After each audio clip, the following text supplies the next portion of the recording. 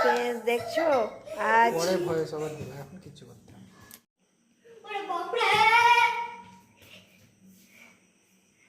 খাবারটা করবে না করে কিছু কি হবে?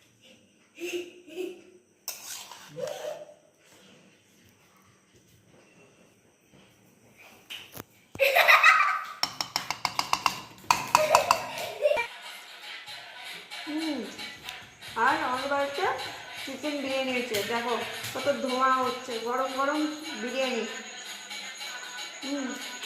আলু দারুণ হয়েছে। হ্যাঁ, আর চিকেন তার সঙ্গে একটু পেঁয়াজ আর শসা, দারুণ হয়েছে।